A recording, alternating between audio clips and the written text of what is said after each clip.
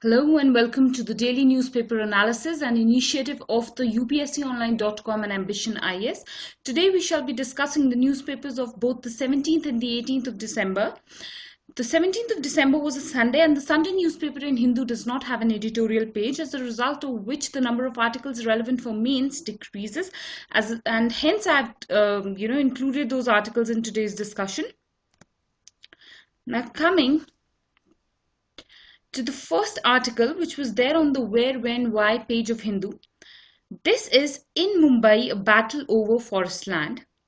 Now, this particular article we shall be treating as a case study. And the context is that in Mumbai, there is a battle over forest land, which is often known as Mumbai's green lung. Now, this is a 1300 hectare array forest land in the city's northern suburb of Goregaon. Now, the issue that is involved is that there is a proposal by the government to divert 3% of this 1300 hectare of land for a metro car shed. Now, this land that is in question is an ecologically sensitive area. It's an ecologically sensitive zone. So, there is a people's movement to prevent this diversion of land. So, this is an appropriate case study for certain issues, the first being that of development versus environment. Now, there are many times that you are going to come across cases where development and environment will be at loggerheads, and an example might be needed. In such a scenario, this is a very good case study. Now, not only is this this is not a very classic case of development versus environment. Why? Because the requirement is that for metro car shed, and metro is a project that itself is aiming at reducing pollution. So the development project is a very crucial one, and as a result of which the conflict is a major prominent conflict. Now, another thing is that this is a people's movement. Another issue is that it's a people's movement, and it is being championed by the civil society, because the citizens in Mumbai already Mumbai is a very urbanized city, and they are lacking any forest land. So this is one of the scarce patch of green forest land that is left, which citizens do not wish to give away. Another thing is that the case is with the NGT. So if you were to discuss something, if a question comes on NGT, this is a good example to be used even in that case. Now, some environmental aspects are that this is an ecologically sensitive zone. It has a number of animals, plant species. It is a biodiversity rich zone. Another thing is that constructing the project will lead to felling of 2,000 trees. There are also a large number of tribals who are residing in this area.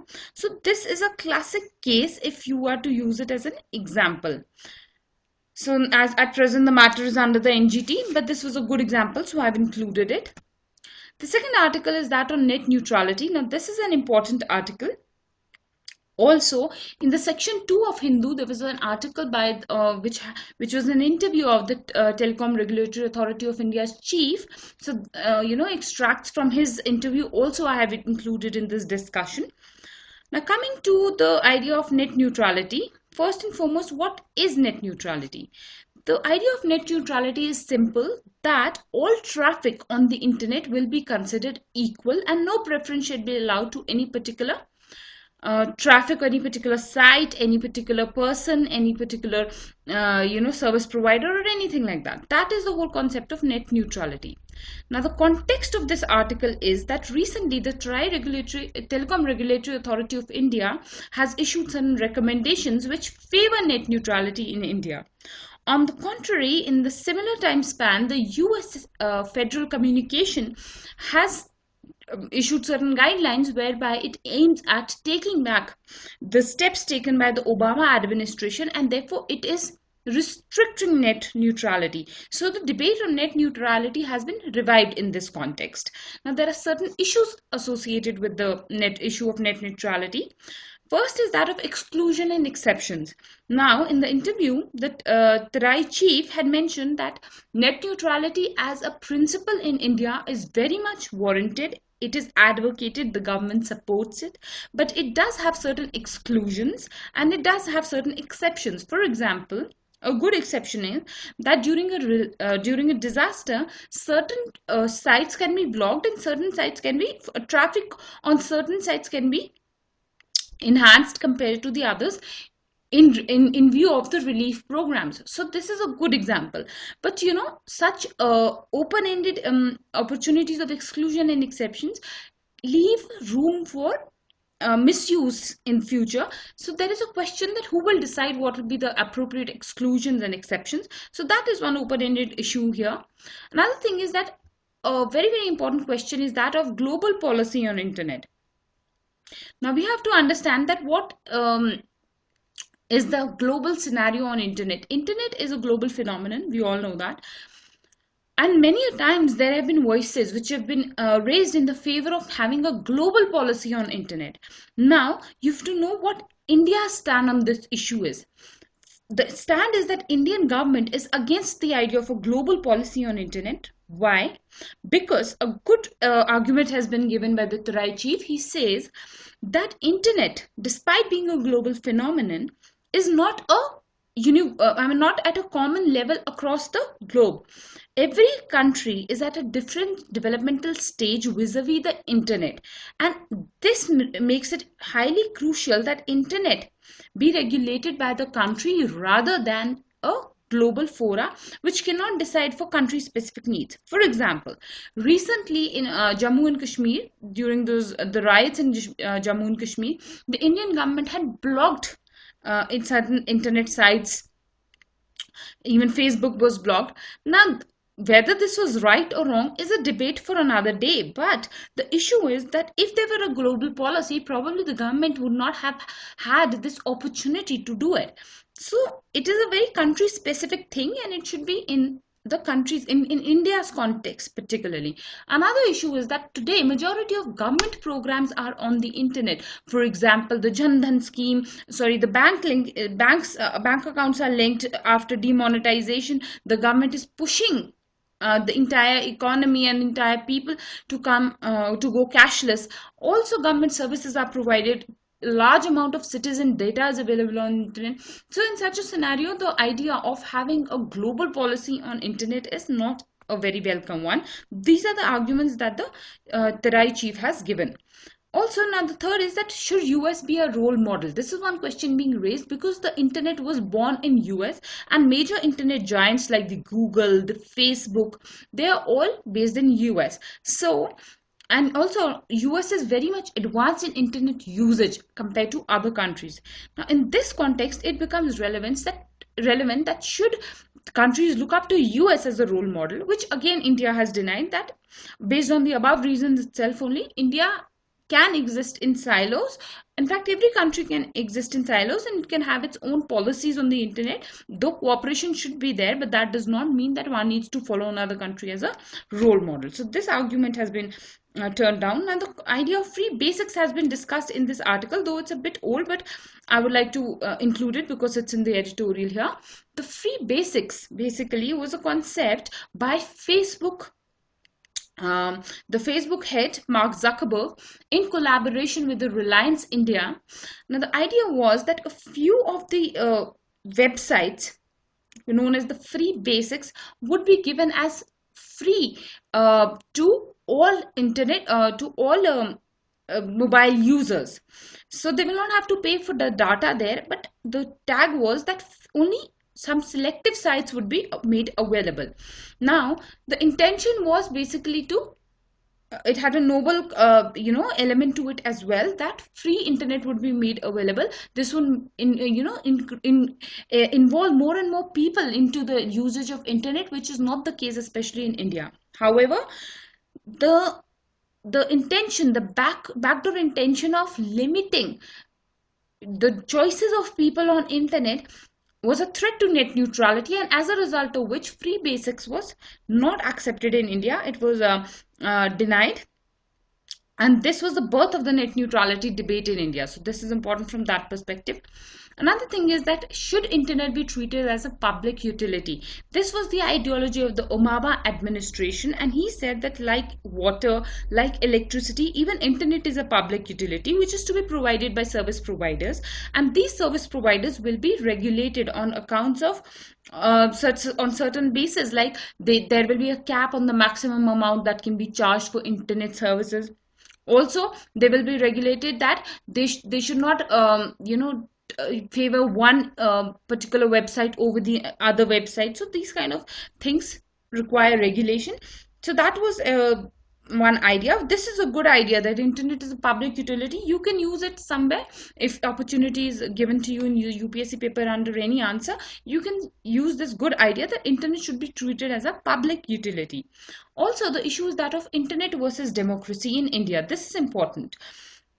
Now, this is important because India is a free country, but governments have had a regulatory impact on internet.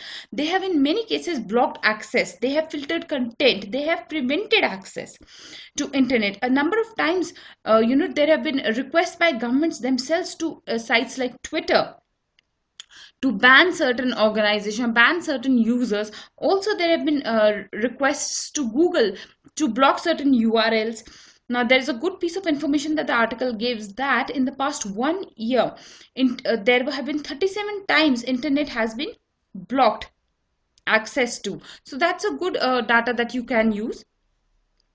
And also the questions arise that what will happen if there is a hypersensitive government? Will internet be completely crushed under such a government? Will there be repeated issues related to that? Because we know that in India there have been cases where even teenagers have been arrested for simply commenting on Facebook. So the intolerance related to internet by the government is an issue in India. This is an important thing. But the solution that has been given was there in the Tarai chief's interview, where he has said that a multi-stakeholder approach is a welcome one for net neutrality. Here in the multi-stakeholders should be service providers, there should be NGOs, there should be academicians, and there should be various other stakeholders. So this is a very good approach that has been proposed, and you can use this idea in your answers on net neutrality. Now coming to the next article. This is an article on the elections that have been recently held in Nepal.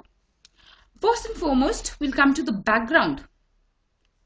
Now, whenever an editorial gives you a background, you should take it as an opportunity to revise. It gives a good, concise summary of whatever are the developments, and a note of that can be made for references. So the background is that there has been a distress for 2 decades since the start of Maoist war in 1996 in Nepal. Also, there has been a royal autocracy. There had been a palace massacre. Recently, there was an earthquake. Also, there are cases of foreign interference and communal polarization in Nepal. So these are certain historic, context that the author has built. Now, what is the present scenario? The present context is that elections have been held in Nepal after the constitution had been made and the constitution was implemented in 2015. Now the elections have been held for the local, provincial and national governments, and successfully elections have been concluded. So in that context, now analysis are being drawn on what is the future of Nepal, what was the success of the election. So that is what the editorial is all about. Now, the opinion of the author, I'm sorry I forgot to mention it, is right in the beginning, where he says that with civic watchdogging, Nepal with its new constitution can turn history on its head. So the author has stressed upon the need for civil watchdogging, where he says that Nepal with its new constitution can turn history on its head, that in Nepal can become a success. Its experiment with elections and constitution will be a success if there is civic watch on it. So that is the whole idea. Now coming to the third point, which is that of constitutional confidence. In this part of the article, the author stresses upon the constitutional elements in the new constitution of Nepal. So he's appreciated their constitution on few grounds. He says that this is an innovation in the South Asian landscape. Also, he says that the constitution has a massive support from citizens. Further, he says that it is republicanism, federalism and secularism which are the themes of the constitution. And the recent elections have strengthened the constitution. I had to also mention one thing in the context part, that you should know what has actually happened. See, there are three parties in Nepal. One is the Nepali Congress, and the other thing is that now the alliance is between the left. Now the parties that have come into power is something called the Left Alliance. This comprises of the UML, Unified Marxist Lenin, and the Maoists. All right, and the traditionally stronghold of Nepali Congress has been weakened. Now, the Nepali Congress was under the influence of the present, I mean, the present prime minister who's I mean, this party has not won, but the prime minister who was the prime minister of the caretaker government, he was the leader of the national Nepali Congress. His name was Sher Bahadur Debul, and this alliance now is basically led by the UML, whose leader is Khadga Prasad Oli. So KP Oli, he is the new leader and he is said to be the prime minister of Nepal. All right, and the Maoist leader was Prachanda. So these are the names of the leaders. This is what you should know about the political scenario in Nepal. And the government to rule now is the Left Alliance under KP Oli's rule. So he'll be the prime minister. That's about the context. Now coming to some challenges to the new prime minister, which have been enumerated in this article. These are simply common challenges for any newborn country, for that matter. Economic challenges, peace and reunion, because we all know that when the constitution was implemented in 2015, there were a large number of debates in the country. There were some crises, there were some objections, there were a lot of people's uprising against them, because people felt that they were discriminated, especially the people in the Terai region. They felt that they were discriminated against the Pahadis. So that those are some issues which need to be addressed, and a reunion in the country needs to be brought about. Also, there are some international challenges, especially in the context of India and Beijing. Now, with India, the relationship though Nepal and India have shared historically good relationship, but Nepalese nationalism is sometimes largely has an anti-India sentiment. So that is the one issue that needs to be addressed. And also with Beijing. Now, Beijing is trying to build its inroads up till Nepal. So Nepal has to do this careful balancing act between India and China. So that is one issue that needs to be addressed. Also, restoring the country its global position, because for long Nepal has been almost eliminated on the global fora because of its internal politics and internal issues. So restoring the country's global pride is another challenge. Now coming to the challenges to democratic stability, which this article is basically all about. First and foremost, the author has stressed that there do exist some constitutional challenges, as it is a constitution that has been written by politicians and not by jurists. This is an important point, because you can have some scope to analyze the constitution of Nepal. So if you're provided that this is a good point of understanding that it is written by the politician and not jurists. So there are certain gray areas. Example, the relation between the three tiers of the government, that is at the local, provincial and the national levels. Also, there are confusions regarding the concurrent lists and the powers that are going to come to a particular level of government. So those are certain technical concerns which need to be addressed.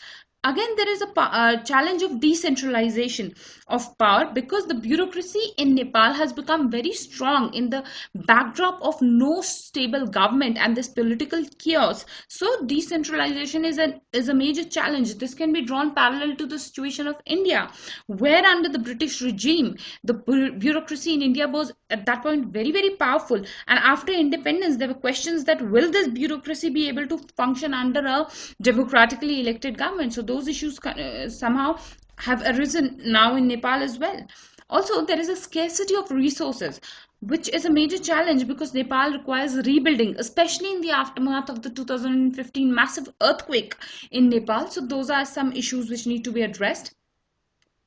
Also, there is a need to bridge the economic differences between 7 provinces, because some of these provinces are much more, economically well developed as compared to the others. So to ensure development of the entire country, it is important that economic welfare across all provinces should be ensured.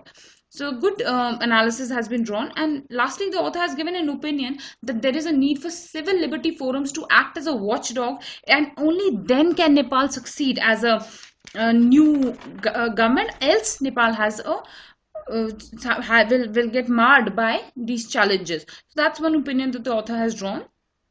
Now, coming to the next article. This is a very, very important article because this is a question on intra-party democracy, which is a much important topic in the Indian context. It is a very, very relevant topic. So, the article is important. Coming to the context is that recently, as we all know, Rahul Gandhi has been elected as the president of the Congress party. That is the issue, and this has, again, given some credibility to the idea that dynastic politics in India is a reality and it's still continuing. So that is one thing, that is the context of this entire article. Also, in the context, the author has brought some opinion upon other parties, though this is not a recent phenomenon, but she has drawn some parallel where she has compared other parties like the BJP, where she says that even elections in BJP have never been held since 1980s, and there is no cult for electing the president in BJP. Rather, it is a process where consultations and nominations are given importance too. And also in other parties, despite the Congress and BJP, other parties also, they are largely centralized in their decision making and have been running from top to down in terms of distribution of party tickets, selection of chief ministers and state party leaders. So this is an entire context, this is an entire scenario of India, that how intra-party democracy in India is a mere gimmick. It is just a joke, it doesn't exist. So that is the thing. Another good point in the article is that she has quoted some foreign examples like US, we all know, has a very, very strong intra-party democracy, and Germany. In both these countries, an important point is that there is a secret ballot within party. There are within party elections and they have a secret ballot. So this is a good idea that you can use, you can quote, you can compare in case you have a question on intra-party democracy. Now, some party reforms. This is the most important part of the article, which starts from here. The party reforms in India. Definitely, political parties in India are in need of a reform, and it is one of the most important aspects of political reforms in India. This has been discussed in this editorial. Now, the first part of this is that there is a paradox. There is an evident paradox that the biggest democracy in the world has the poorest form of intra-party democracy. So this is a huge paradox.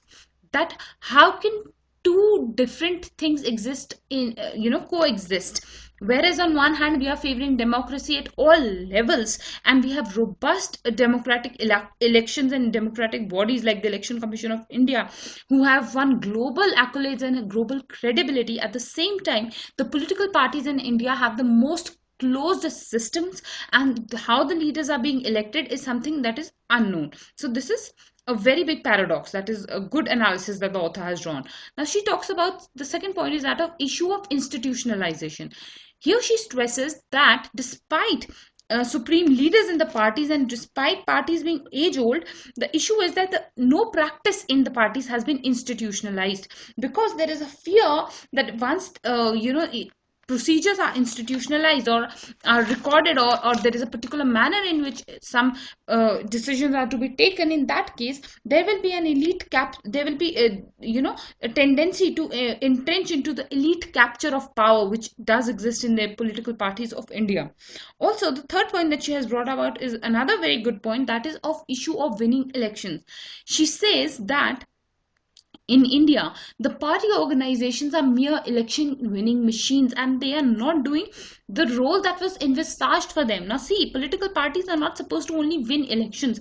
Definitely that is their primary role, but that is not their only role. They are expected to play a plethora of other functions. For example, they are supposed to act for the welfare of people. They are supposed to be social workers. They need to educate the electorate. So all of those things are basically only happening as a means to win elections and not as an ongoing activity. So that is what the author stresses, that because no such activities are happening, the idea of renewal, strengthening of party organizations does not happen in India, and these party organizations only come into picture mainly during the election times. Another thing is that of personality cult and supremos.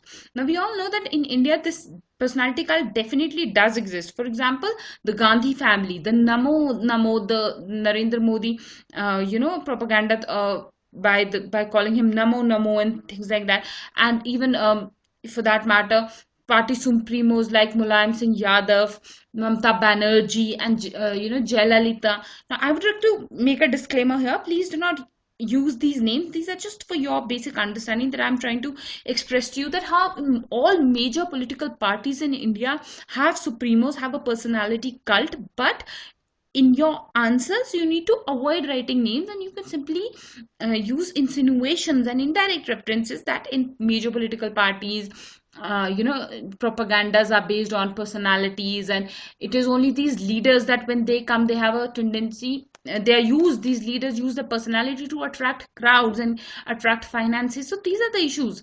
Until and unless a party is recognized by name, by its own merit as a whole, as the party itself, and not by the personality of a particular leader who is supposed to change, in that scenario democracy within the parties appears doubtful. So that is what the author has brought about. This personality cult definitely does exist in India. A very important point has been that of opacity in financing. She has said that the basic reason of lack of intra-party democracy is because there is an opacity in financing. So what happens is that when elections are to be held, whether at the state level or at the national level, at that point of time the financing of leaders is something that is so unsure, and it is so dependent on the top excellence of the party, that these leaders at state level, suppose the state level chief ministerial candidate is highly dependent on the central party for funding. And so there is an impossibility of ensuring democracy in that party. A person who will be dependent for his election funding on the supremos of the party shall not be comfortable in raising his voice in the party. So that is the whole idea. This point also is important in the idea of why state should finance elections. There's a debate that should the state governments, the exchequer should finance elections in a country. So that is there. This point is important from that perspective. So definitely the opinion is that there should be intra-party democracy. Otherwise, the idea of the democracy that does exist in India is bound to get threatened. It is bound to get non-valid, because if parties are not giving us leaders who are elected and very well deserving, then in that case, what is the point of electing such leaders time and again who are not working for the development of the country? So democracy of the country entirely is undermined if there is no intra-party democracy. Another point here could be also of transparency and accountability of these parties. There is also issue that how political parties are not under the RTI. So that is another point that you could mention. This is important from that point of view as well. The next article is that of a crisis of globalization.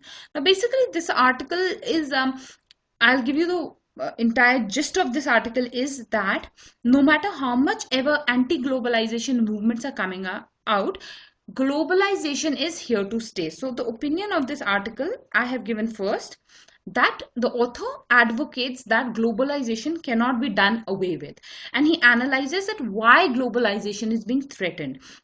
This is a I would say a sort of the articles where caution has to be operated, because this article has one tone where it is very much critical of anti-globalization movements, and so in that case you need to extract the points, but you should not get carried away.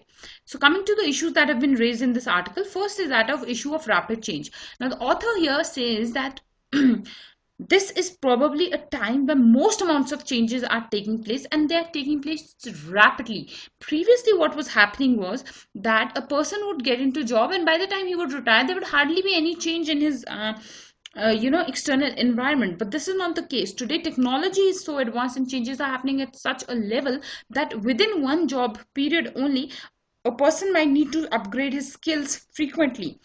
Now from this comes the second point, that if people are not able to do so, if they are not able to cope up with these rapid change, it is leading these people to get frustrated with these developments. and it is leaving them behind in the competitive race that is ongoing in the world. All right, so there's another issue, that there is a debate between skilled and unskilled workforce. Here the author says that basically in the modern world there is a demand for skilled workers compared to the unskilled workers. So this unskilled workforce is being left behind in the race of globalization, and it is this unskilled workforce which is the dissatisfied workforce and dissatisfied citizenry across the globe. So that is one thing that the author has brought about, and he's also said that the basic voices of anti-globalization are being voiced by this unskilled workforce. Now he has also brought a political aspects of this, is that there is an issue of bringing back the impossible past. This is being used, the sentiment of bringing back the impossible past has been used by various political parties in the US, the Trump, America First ideology of Trump, and also in UK under the Brexit. But he says that this is an impossible past. It's impossible to bring the past back. Why? Because even if Trump has committed that he would create jobs for Americans and everybody else, but he shall not be able to bring back the same scenario, and these unskilled workforce will still not be able to sustain in even despite the government change in America. So that is one issue that he has brought about. It's a good analysis on anti-globalization. Then he further says that there is an issue of revenge of the electorate, that these unskilled workforce are voting for this government as a means of revenge for the loss of their jobs and for getting targeted out. So that is one analysis he has drawn. Also he has said that this anti-globalization is a movement that is in the discontent, that is a movement of discontent in the aftermath of the 2008 crisis. So this is another important analysis that the author has brought about. So basically you have to use this article as to justify globalization.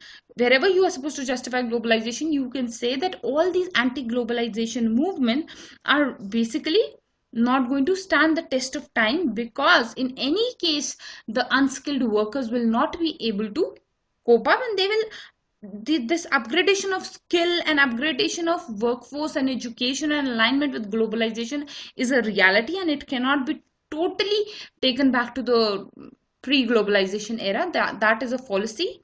So this is the opinion that the author has brought about, and in case you need to use it, you can use this article.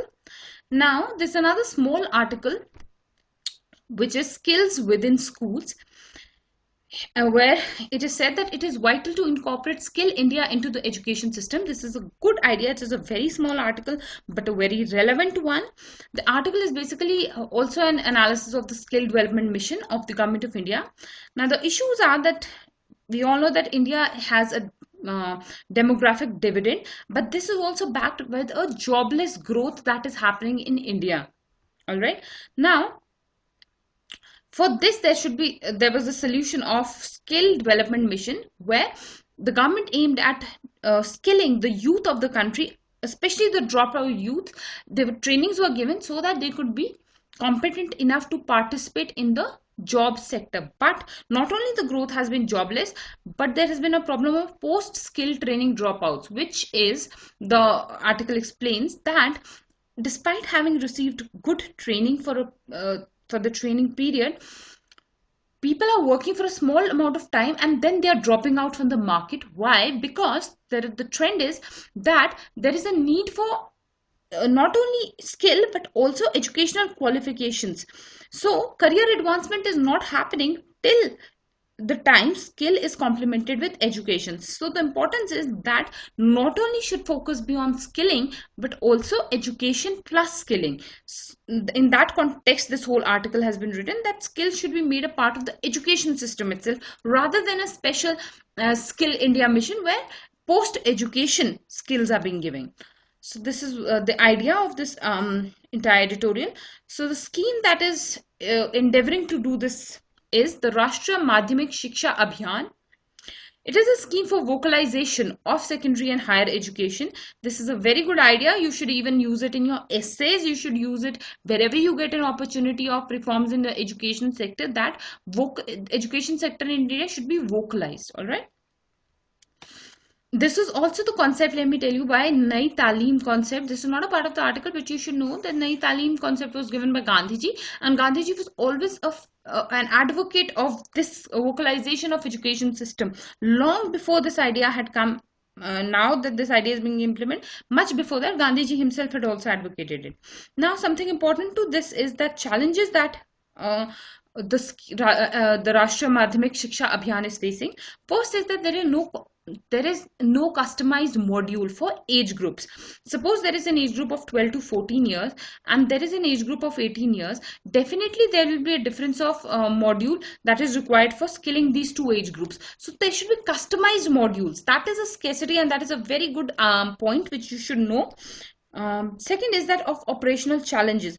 Definitely there is a lack of infrastructure, there is a lack of manpower, skilled manpower to train and to skill other people, the youth of the country. So that is one operational challenge. Another thing is that in schools, it is difficult to ensure the minimum number of hours required for skill training. Suppose there are 140 hours that are required for a particular skill. Ensuring that these 140 hours along with education be complemented in schools, this is becoming a challenging task which needs to be overcome. So these are two very important and good points that have been mentioned in this article. This article is important from that point of view. Now coming to the next article, divorce as a crime. Now the article's basic gist is that civil character of marital law. Now marital law is basically a civil matter of civil jurisprudence across the globe. But in India, there is a law that is going to be made by the center. There is being proposed by the center where triple talaq, that is important, triple talaq is being proposed to be criminalized in India. So that is the whole backdrop, that is the context.